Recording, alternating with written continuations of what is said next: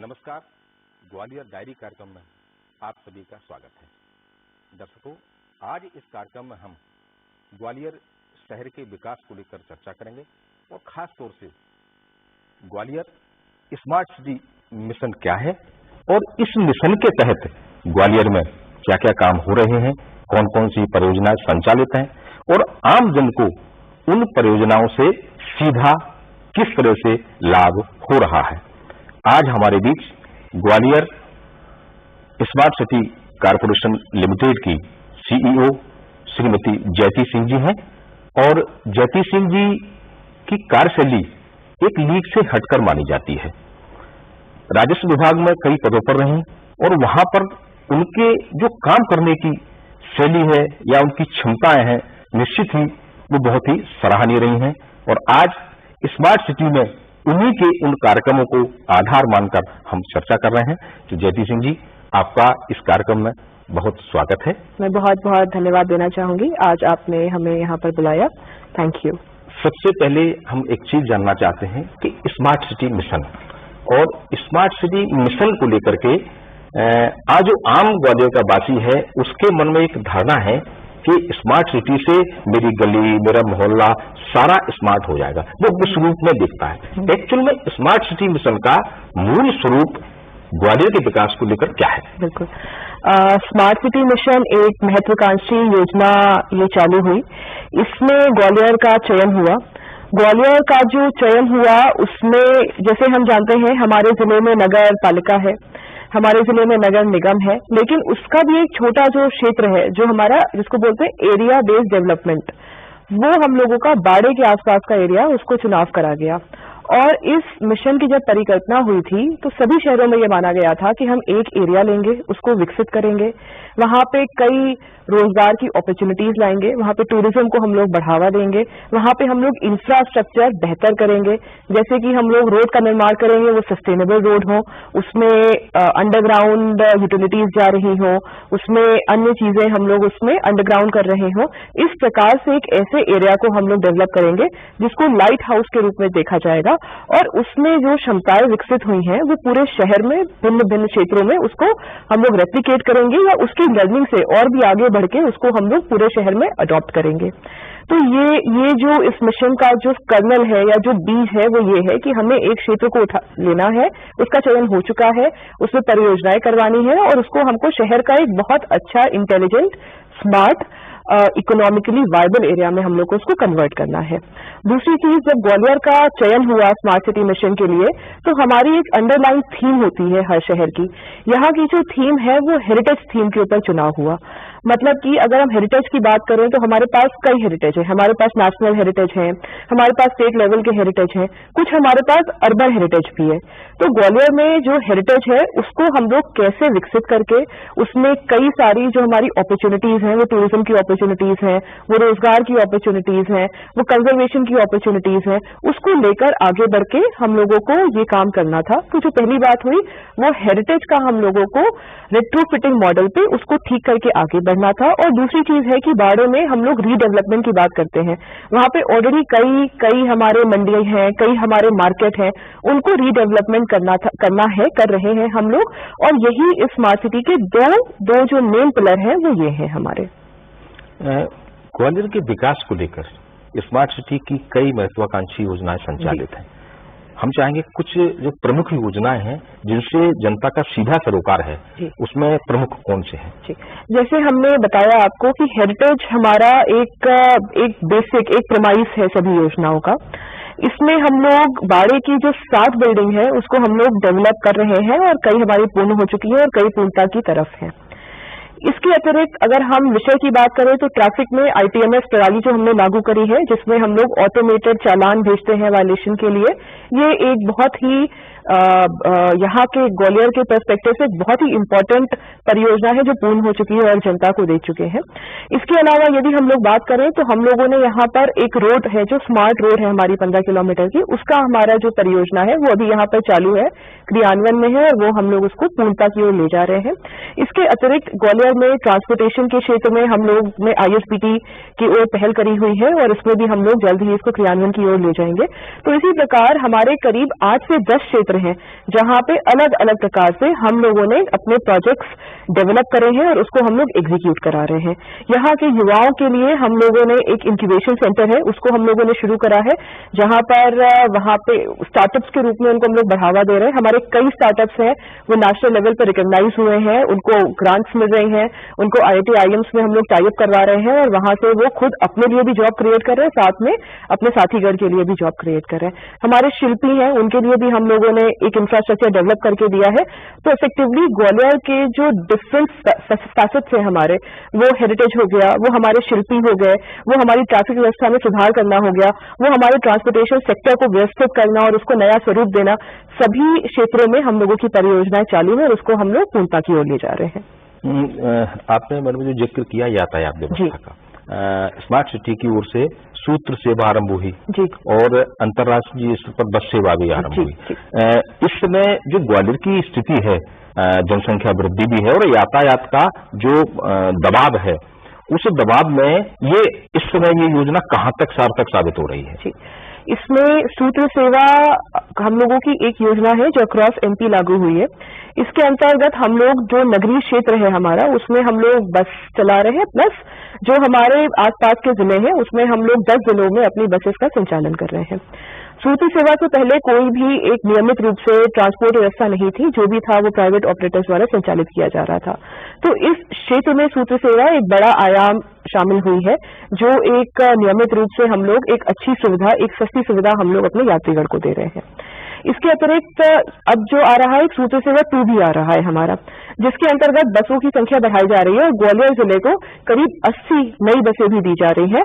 तो जो हमारी एग्जिस्टिंग सुविधा हम लोगों ने लोगों को दी है उसमें भी अब बढ़ावा होगा और उनको ज्यादा बसें होंगी तो ज्यादा फ्रीक्वेंसी पे अन्य आसपास के जिलों को ज्यादा कवर करते हुए ज्यादा रिलायबिलिटी के साथ में सर्विस देने के लिए हम लोग अब आगे बढ़ेंगे। इसमें यातायात की बात चल रही है तो मतलब प्रदूषण भी साथ में जुड़ता है।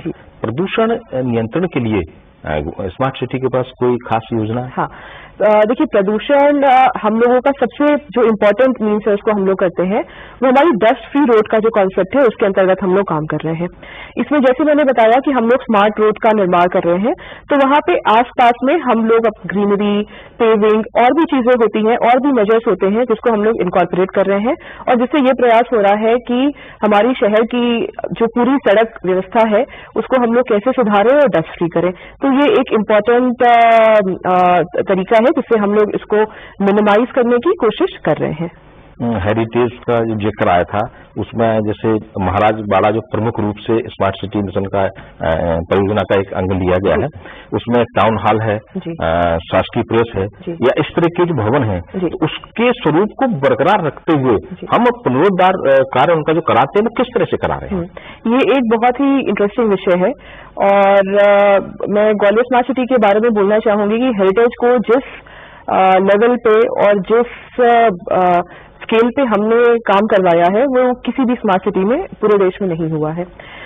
हमारी ये एक स्ट्रेंथ है हमारी अर्बन हेरिटेज। हम देखते हैं कि स्मार्ट सिटी मिशन से पहले ये जो हेरिटेज थी इसको प्रायः किसी ऑफिसेज के रूप में रन किया जा रहा था। ये हमारी 1700 और उसके आगे की ये बिल्डिंग्स हैं जो भिन्न भिन्न निर्माण शैली, मराठा के साथ में हमारी गॉथिक भी है, इसमें एंग्लो के कुछ भी एलिमेंट्स आ रहे हैं। तो ये हमारी भिन्न भिन्न ऑफिसेज के रूप में संचालित करी जा रही थी। इसका रख रखाव ठीक नहीं हो रहा था। हमारी इन पुरानी बिल्डिंग में कोई प्लम्बिंग उस समय व्यवस्था नहीं होती थी, तो नए प्लम्बिंग व्यवस्था के लिए हम लोगों ने कंड्यूट्स बना दिए थे। हमारे कई जगह हम देख रहे थे कि पेड़ पौधे सब बिल्डिंग्स में निकल आए थे जो हेरिटेज को पूरा डिस्ट्रॉय कर रहे थे। इलेक्ट्रिसिटी के कनेक्शन इस प्रकार से लिए गए थे कि वो पूरे बिल्डिंग का जो ओवरऑल आर्किटेक्चर है, जो ओवरऑल उसका एनवेलप है, उसको भी डिस्ट्रॉय कर रहा था। तो ये हम लोगों की जो योजना है इसके अंतर्गत हम लोगों ने हेरिटेज को उठाया। हमारी 7 बिल्डिंग है बाड़ा में जो आज एक बहुत बेहतरीन उदाहरण के रूप में उभर के आई हैं, पूरे देश में ही आई हैं और कई स्कॉलर्स भी आ रहे हैं और कई अन्य स्मार्ट सिटी मिशन के भी लोग आ रहे हैं जो उसको स्टडी कर रहे हैं। इसमें सबसे पहले जो हम लोगों ने करा वो हम लोगों ने प्रिजर्वेशन करा, मतलब जितना अभी बिल्डिंग बची हुई है, कई जगह जैसे हमने देखा उनके पैरापेट्स टूट चुके थे या उनके कई चीजें जो थे वो खत्म हो चुके थे समय के साथ में, तो जो बिल्डिंग है उसको वर्तमान स्वरूप में हम लोगों ने प्रिजर्व करा। इसके बाद जो उसमें एंसिलरी स्ट्रक्चर्स थे, जो प्लम्बिंग के, इलेक्ट्रिसिटी के, अन्य चीजें जो जोड़ी गई थी, राफ्ट जोड़ी गई थी, कोई स्टील गर्डर्स थे, उन सबको हटाया गया और उसको उसके जो स्वरूप, जो मूल स्वरूप था उसमें हम लोग लेकर गए। उसके बाद हम लोगों ने कंजर्वेशन की एक्सरसाइज शुरू करी, जिसमें हम लोगों ने उन बिल्डिंग्स को कंजर्व करा, मतलब जो चीजें मिसिंग थी उसको उसी की आर्किटेक्चर शैली के साथ में उसको दोबारा उसी को मैच करते हुए हैंडमेड जो चीजें थी वो हम लोगों ने वहां पर वापस करी। उसके बाद उसको हम लोगों ने रिस्टोरेशन करा है, और रिस्टोरेशन में हम लोगों ने उसमें आज के जो मॉडल स्वरूप में, जैसे हम बात कर रहे हैं कि स्काउट एंड गाइड की बात करें यदि, तो ये एक ऑफिस की तरह यूज हो रहा था, इसको हम लोग वापस लेके आए। आज इसमें डिजिटल म्यूजियम और प्लानिटोरियम हम लोगों ने इसमें निर्माण करवाया है। तो इसी प्रकार से हम अगर लाइब्रेरी की बात करें तो उसको भी आज मॉडर्न एक लाइब्रेरी के रूप में, एक डिजिटल लाइब्रेरी के रूप में, जो हमारे विद्यार्थियों को जो पढ़ने और बैठने की एक अच्छी स्पेस चाहिए, उसके साथ में आजकल जो एग्जाम्स में उनको मॉडर्न टूल्स चाहिए जिसमें कंप्यूटर हो जाएगा, लैपटॉप हो जाएंगे, वो सारी सुविधाएं देते हुए आज हम उसको फिर से वापस रिस्टोर करा है हमने। और अब हम, जो सबसे अच्छी बात है कि अब हम इसको रीयूज कर पा रहे हैं, मतलब कि हम एक मॉडल स्वरूप में इसको रीयूज कर पा रहे हैं। और ये जो पूरी एक्सरसाइज करी हम लोगों ने, इसके अंतर्गत इन बिल्डिंग्स को सस्टेनेबल बनाया गया, मतलब उसमें हम लोग टिकट लगा के वहां पर हम लोग उनका रेवेन्यू जनरेट करवा रहे हैं, या फिर सेंट्रल लाइब्रेरी में हम लोग मेंबरशिप कार्ड्स दे रहे हैं, या अन्य रेवेन्यू जनरेटिंग हम लोग अपॉर्चुनिटीज दे रहे हैं, जिससे कि ये जो हेरिटेज का काम हम लोग कर रहे हैं ये लॉन्ग रन में सस्टेनेबल हो और उन बिल्डिंग्स की भी अपनी आय हो। तो ये एक बहुत ही उत्तम कार्य यहाँ पर किया गया है। और जो हमारे धीरे धीरे जो शहर की चीजें लूज हो रही थी वो वापस उसको नए फॉर्म में लाकर उनको कंजर्व करके और उनको रेट्रोफिट मॉडल में हम लोगों ने चालू करा है। इसी क्रम में मैं बताना चाहूंगी कि ग्वालियर का हेरिटेज हम लोग जनरली आर्किटेक्चर के ऊपर देखते हैं, लेकिन आर्किटेक्चर का एक सेकंड कजन होता है जो कहीं ना कहीं छूट जाता है पीछे, वो म्यूजिक होता है। ग्वालियर को सिटी ऑफ म्यूजिक के लिए भी, क्योंकि आपको पता है हमारे यहाँ हमारे घराने पूरे देश, पूरे विश्व में मेरे चर्चित हैं। इसके अतिरिक्त हमारे यहाँ हमारे इंस्टीट्यूशनल फ्रेमवर्क है, हमारे यहाँ संगीत की अकेडमीज हैं, हमारे यहाँ बहुत ही रिच हेरिटेज है। कई बड़े बड़े दिग्गज ने यहाँ पर जन्म लिया है, जिनके मेमोरी में आज भी कई हमारे कार्यक्रम होते हैं, एनुअल कार्यक्रम होते हैं। तो ये सारी चीजों को एक सिंगल प्लेटफॉर्म में लाकर यूनेस्को का जो क्रिएटिव सिटी नेटवर्क है उसमें सिटी ऑफ म्यूजिक के लिए ग्वालियर नॉमिनेट हुआ है, और अभी अगले 2-3 माह में उनका परिणाम आने वाला है। और हमें आशा है कि जो यहाँ का संगीत है, जो एक हेरिटेज का पार्ट है, उसको पूरे वर्ल्ड प्लेटफॉर्म पे वो रिकॉग्निशन मिले, वो टाइप्स मिले, उसको इंटरनेशनल फोरम्स पे वो प्ले हो, वो शोकेस हो, और उससे जो भी लाभ मिल रहा है वो हमारे शहर के जितने भी लोग इससे जुड़े हुए हैं वो उनको लाभ प्राप्त हो सके। आपने मैडम लाइब्रेरी, डिजिटल लाइब्रेरी का जिक्र किया, डिजिटल म्यूजियम भी है जी। और जैसे लाइब्रेरी में जो परिवर्तन किए हैं, डिजिटल म्यूजियम में हम लोग क्या और किस तरह से उसको कर रहे हैं? आजकल डिजिटल म्यूजियम एक कॉन्सेप्ट है जो हम कई देशों में देख रहे हैं, जो उसको अडॉप्ट किया जा रहा है। हम लोग म्यूजियम को जनरली एक फिजिकल फॉर्मेट में देखते हैं कि आप जाएंगे तो वहां पे आर्टिफैक्ट्स होंगे, उसको आप देख सकेंगे, लेकिन अब जैसे टेक्नोलॉजी बढ़ रही है, हम लोग इसमें कई सारे डिजिटल इंटरवेंशन करके जो पूरा म्यूजियम का एक्सपीरियंस है उसको और हम लोग इनहांस करते हैं। अब हम डिजिटल म्यूजियम की बात करें तो हम लोगों ने वहां पर फिजिकल कंटेंट तो रखा ही हुआ है, साथ में वहां पर डिजिटल कंटेंट भी रखा हुआ है। इस डिजिटल म्यूजियम में करीब 16 गैलरी है। मैं एक एक करके गैलरीज के बारे में थोड़ा बता देती हूँ। जैसे हमारी म्यूजिक गैलरी है, अगर हम लोग म्यूजिक गैलरी को देखेंगे तो वहां पे आपको इंस्ट्रूमेंट्स मिल जाएंगे, वहां पे हमें जो हमारा घराने हैं उनके बारे में जानकारियां मिल जाएंगी। लेकिन म्यूजिक को सुनना और उसको एक्सपीरियंस करने के लिए वहां पे हम लोगों ने कियोस्क रखे हुए हैं, जिसमें आप चाहें तो आप सारे गामा बजाकर देख सकते हैं। यहाँ की जो हमारे म्यूजिक के और कॉन्सेप्ट्स हैं उनको हम लोगों ने ओरिजिनली कंपोज कराया है, ओरिजिनल सुन सकते हैं। जैसे मियां तानसेन के कई राग हैं जो अब हमें मिलते ही नहीं है, शुद्ध फॉर्म में नहीं मिलते हैं, लेकिन उनको हम लोगों ने वहां पे रिकॉर्ड करा के रखा हुआ है, तो आप उसको जाके एक्सपीरियंस कर सकते हैं। ये एक इंटरैक्टिव और लिविंग म्यूजियम की तरह है, आप जाके अपना म्यूजिक भी क्रिएट कर सकते हैं वहां पर। तो इस प्रकार से जो हम लोग अब एक फॉर्मेट में, फिजिकल फॉर्मेट में, जहां पर हम सितार देख ले रहे हैं, हम अन्य इंस्ट्रूमेंट्स देख ले रहे हैं, हम अन्य किताबें देख ले रहे हैं म्यूजिक से संबंधित, उसको साथ में जोड़ते हुए एक डिजिटल कॉन्सेप्ट पे ले जाकर होलिस्टिक एक्सपीरियंस देने की बात करी गई है। जैसे हम आर्किटेक्चर पे आते हैं, तो हम आर्किटेक्चर से, अगर हम आर्किटेक्चर गैलरी की बात करें, आर्किटेक्चर के कई सारे पहलू हैं जो हम वहाँ शोकेस कर रहे हैं, लेकिन उसके साथ में वहाँ पर हम लोगों ने 360 डिग्री की जो मॉडर्न टेक्नोलॉजी है, उससे आप जाके वहाँ पे किले और किले के आसपास के जितने भी हमारे मॉन्यूमेंट्स हैं, जो 11 मॉन्यूमेंट्स उसके कॉम्प्लेक्स में आते हैं, आप सभी को खड़े होकर उसको देख सकते हैं और उसको 360 डिग्री गॉगल विजन के माध्यम से आप देख सकते हैं। तो उसका जो एक्सपीरियंस होता है वो काफी इनहांस हो जाता है, क्योंकि अब आप 3 डायमेंशनल लेवल पे आप चीजों को परसीव कर रहे हैं। तो इस वजह से ये डिजिटल म्यूजियम बहुत ही खास है और मेरे को बताने में बहुत ही खुशी होगी कि इस कॉन्सेप्ट को ही सराहा गया है। और अभी हमारे अवार्ड्स की घोषणा हुई थी, स्मार्ट सिटी मिशन के अवार्ड्स की घोषणा हुई थी, जिसमें डिजिटल म्यूजियम को पुरस्कृत करा गया और ये सम्मानित करा गया। और सबसे अच्छी बात है कि इसको एक नेशनल लेवल पे शोकेस करा गया कि ये कॉन्सेप्ट को भी देखा जाए और इसको डेवलप करा जाए। इसके साथ में जब हम एक डिजिटल प्लेटफॉर्म पे जाते हैं, तो जनरली हम देखते हैं कि म्यूजियम में स्पेस कंस्ट्रेंट्स होती हैं या आप एक सीमित ही चीजें आप उसमें डिस्प्ले कर सकते हो, बट यहाँ पर हम लोग इनहांस कर सकते हैं, हम लोग यहाँ पे स्टोर कर सकते हैं, हम लोग कई पुराने डॉक्यूमेंट्रीज हैं, कई पुराने वीडियोज हैं, हर टॉपिक से हम लोग बहुत ज्यादा, हर गैलरी का जो विषय है उससे बहुत ज्यादा जानकारी हम लोग यहाँ पर म्यूजियम में संभालित कर सकते हैं। तो ओवरऑल जब हम इस प्लेटफॉर्म पर जाकर देखते हैं तो हमारे पास कई ज्यादा अपॉर्चुनिटीज बढ़ जाती हैं। आजकल ऑलमोस्ट सभी जो म्यूजियम है वो हमें अब डिजिटल वॉक का मौका दे रहे हैं, मतलब आप डिजिटली जाकर देख सकते हैं। मतलब आपको अगर मोनालिसा देखनी है तो आपको फ्रांस नहीं जाना होगा, आप चाहे तो यहीं से बैठ के उसको देख सकते हैं। तो ये सारी चीजों को, जो इंटरनेशनल कोलैबोरेशन है, उसको इनकॉर्पोरेट करते हुए अपने जो एलिमेंट्स हैं उनको डिजिटल प्लेटफॉर्म पे ले जाके साथ में फिजिकल फॉर्म में रख के हम लोगों ने इस पूरे कॉन्सेप्ट को करा है और ये काफी अप्रिशिएट भी किया गया है। माने आधुनिक तकनीक से विकास, जी, इसको इस आधार पर मानकर चल सकते हैं। चूंकि लाइब्रेरी का जिक्र हुआ है तो एक जिक्र और मैडम करना चाहेंगे कि स्मार्ट क्लास के रूप में भी एक अभिनव प्रयोग स्मार्ट सिटी ने किया था।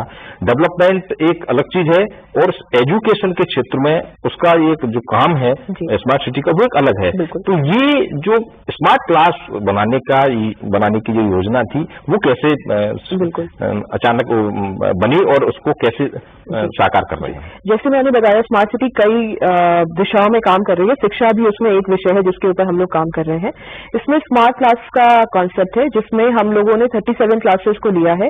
उसमें हम लोगों ने डिजिटल कंटेंट के साथ में डिजिटल इंफ्रास्ट्रक्चर, जैसे उनको लैपटॉप्स, कंप्यूटर्स, कियोस्क और पूरा कंटेंट डेवलप करके दिया हुआ है।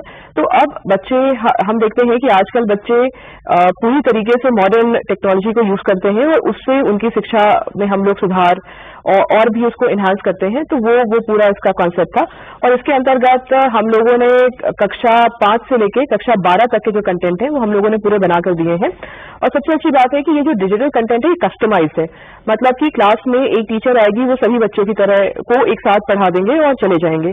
जब आप डिजिटली कोई चीज लर्न कर रहे हो, आप अपनी गति पे उसको लर्न कर सकते हो। आपको वापस जाकर कोई सवाल फिर से हल करना है तो आप वापस जाके उसको कर सकते हो। वो सिस्टम आपकी क्षमता को जांच लेगा और उसी हिसाब से वो आपके सामने सवाल रखेगा ताकि आपका कॉन्फिडेंस बिल्ड होता जाए और फिर आप सबसे आसान चरण से उस टॉपिक के और फिर आप और जो कठिन चरण है उसके ऊपर आप प्रोग्रेसिवली चले जाओ। इसको जब हम कंटेंट कस्टमाइज कर देते हैं तो बच्चों का इंटरेस्ट भी रहता है, उनकी लर्निंग भी बेहतर होती है और दूसरा वो मोटिवेटेड भी रहते हैं और अच्छे से उनकी शिक्षा ग्रहण हो रही है, वो अच्छे से हो जाती है और कॉन्सेप्ट उनको बेसिकली अच्छे से समझ में आ जाते हैं। तो ये हम लोग की स्मार्ट क्लास का कॉन्सेप्ट है और इसको काफी अप्रिशिएट किया गया है और अभी हमारे पास रिक्वेस्ट है कि हम इसको और बढ़ाएं। तो जैसा मैंने बताया कि स्मार्ट सिटी एक लाइट हाउस के रूप में एक्ट कर रहा है। हमने एक कॉन्सेप्ट को डेवलप करके करीब 37 स्कूल्स में हमने उसको करा हुआ है और अब हमारी उम्मीद है कि जो विभाग है हम लोग भी इसको आगे और बढ़ाएं, पर और भी विभाग इस दिशा में इसको और बढ़ाएं और सभी बच्चों तक ये हमारा कंटेंट पहुंचे। शिक्षा के क्षेत्र में हम लोग अटल स्कूल गोरखी में भी काम कर रहे हैं। उसमें हम लोग, जैसे आपको पता है, ये वो स्कूल है जहां अटल जी ने अपनी शिक्षा ग्रहण करी थी, तो उसको हम लोग पूरा डेवलप कर रहे हैं। उसको जो मैंने बोला 2 मॉडल है हमारे, रेट्रोफिटिंग और रीडेवलपमेंट। हम लोग उसमें स्पेस का कंस्ट्रेंट है, वहां पे फैसिलिटीज का कंस्ट्रेंट है, वहां पे लैब्स का कंस्ट्रेंट है। उन सारी चीजों को सिंप्लीफाई करते हुए एक मॉडर्न स्कूल का हम लोग उसको एक रूप दे रहे हैं। प्लस जो उसमें हेरिटेज कॉम्पोनेंट है उसको हम लोग अटल जी के लिए हम लोग डेडिकेट कर रहे हैं और वो उन्हीं के जीवन से जुड़ी हुई पहलू वहां पर हम लोग प्रदर्शित कर रहे हैं। तो ये एक फोटो गैलरी भी उसमें डेवलप करी जा रही है। तो शिक्षा के क्षेत्र में भी स्मार्ट सिटी आगे बढ़ के अच्छा कार्य कर रहा है। स्मार्ट सिटी का कंट्रोल कमांड सेंटर, जी, ये बिल्कुल चर्चा का विषय है और ग्वालियर का हर नागरिक लगभग इस बारे में जानता है कि कंट्रोल कमांड सेंटर है, लेकिन कंट्रोल कमांड सेंटर शहर की किन गतिविधियों को लेकर अपनी कमांड रखता है, थोड़ा विस्तार से बताएं। सबसे पहले तो अभी यदि हम सेकेंड वेव की बात करें कोविड की, उसमें कंट्रोल कमांड और in fact first wave of Covid, उसमें कमांड कंट्रोल सेंटर ने बहुत ही अहम भूमिका निभाई। जैसा हमें पता है, जब कोविड का क्राइसिस हमारे ऊपर आया था तो हमें कई डिपार्टमेंट से समन्वय करना था।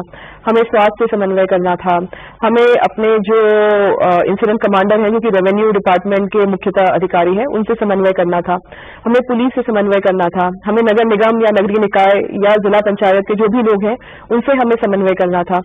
तो इसके अलावा अगर हम जेएच की बात करें या अन्य हम लोग स्पेशलिटी हॉस्पिटल्स की बात करें उनसे समन्वय करना था। तो ये एक जो कमांड कंट्रोल सेंटर है, ये एक नोडल पॉइंट बनकर आया है जो कोई भी डिजास्टर है उसके मैनेजमेंट में अपनी भूमिका देता है। अगर हम कोविड की ही बात करें तो कोविड में ऑक्सीजन मैनेजमेंट जो आपको पता था वो पूरा कार्य हम लोगों ने कमांड कंट्रोल सेंटर से डेवलप करा है।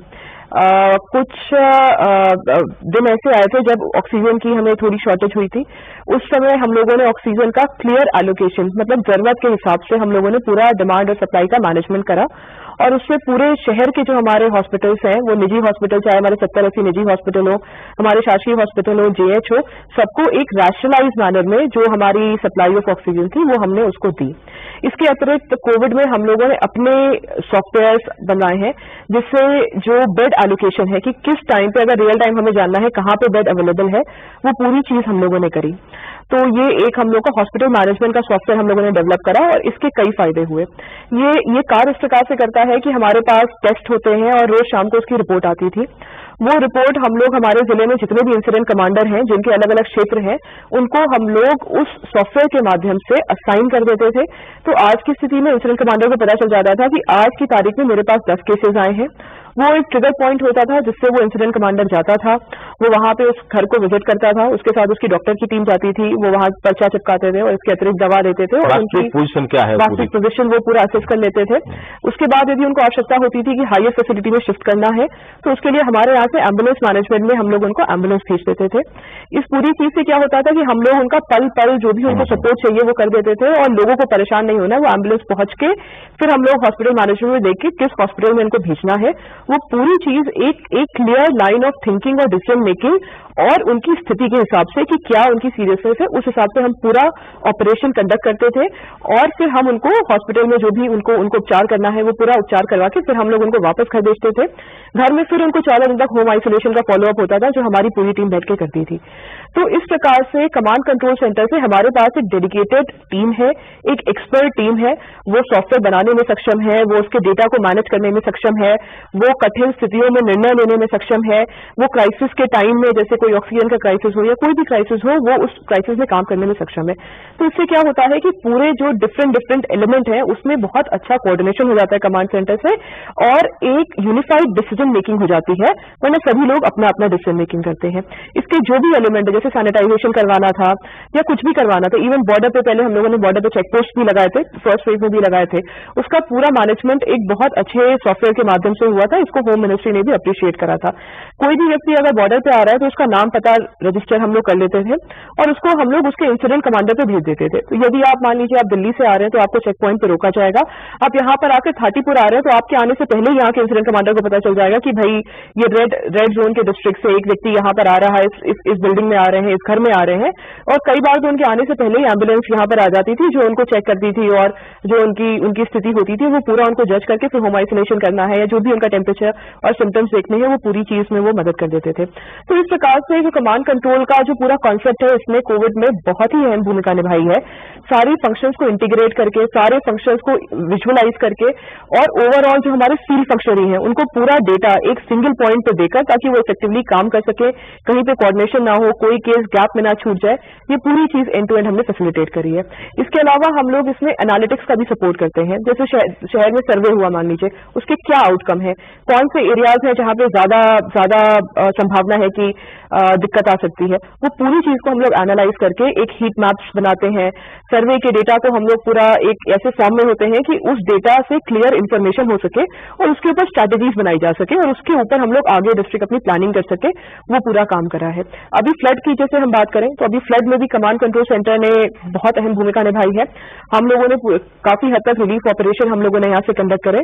इसके अलावा एक जो अक्रॉस डिस्ट्रिक्ट अब जैसे हम लोगों ने इसमें काम करा, हम जानते हैं कि हमारा एक रिवर का बेसिन हो सकता है वो शिवपुरी में शुरू होके वो ग्वालियर से होके और भी आगे डाउनस्ट्रीम जाए, लेकिन जो हर डैम की क्या पोजीशन है, उनके वाटर लेवल क्या है, उनके अलर्ट लेवल क्या है, उसमें जो डेटा अपडेट हो रहा है उसको एक डैशबोर्ड पे दिखाकर जो डाउनस्ट्रीम डिस्ट्रिक्ट्स हैं उनको वो जानकारी देकर हमारे वेदर फोरकास्ट है इसको पूरा लिंक करके हमने एक डैशबोर्ड बनाया है। तो इससे फायदा ये होता है कि एक सिंगल क्लिक पे आप देख सकते हैं, आप पूरी चीज विजुअली देख सकते हैं कि भाई हरसी में कितना पानी है, उसके ऊपर मड़ीखेड़ा में कितना पानी है, हमारे सिंध में कितना पानी आने वाला है। तो इससे एक रियल टाइम मॉनिटरिंग हो जाती है और जो लो लाइंग एरिया है उनको जैसे अलर्ट देना है तो वो भी दे सकते हैं। मैंने कंट्रोल कमांड सेंटर पूरी ग्वालियर अंचल की जो हम गतिविधियां हैं उनको आधार मान सकते हैं, उस पर अपना फोकस रख सकते हैं और अपना उसमें काम कर सकते हैं। बिल्कुल। तो जयती सिंह जी, समय की बाध्यता है, आपके पास बहुत कुछ बताने के लिए है। स्मार्ट सिटी ने बहुत अच्छे काम किए हैं, शहर बदल रहा है, कितना बदल रहा है ये दर्शकों के सामने है। आज आप इस कार्यक्रम में आई और हमारे दर्शकों को खास तौर से स्मार्ट सिटी को लेकर एक उलझनपूर्ण स्थिति रहती है कि भाई स्मार्ट सिटी कौन सा इलाका है, गली हमारी सुधरेगी या शहर का इलाका सुधरेगा या हमारे जो रोजमर्रा का जीवन है उसमें कितना और कैसे परिवर्तन आना चाहिए, इसके लिए काम कर रहा है। आपका बहुत बहुत धन्यवाद। दर्शकों, आज हमारे बीच स्मार्ट सिटी की सीईओ श्रीमती जयती सिंह जी उपस्थित हुई। उन्होंने स्मार्ट सिटी के बारे में बहुत महती और विकासशील जानकारी दी गई कि शहर में विकास कैसे हो रहा है और शहर आपका कितना बदल रहा है, साथ में आपको भी अपनी भूमिका कैसे अदा करनी है। आज के इस अंक में बस इतना ही। अगले सप्ताह एक नए विषय के साथ आपसे फिर रूबरू होंगे। तब तक के लिए आज्ञा दीजिए।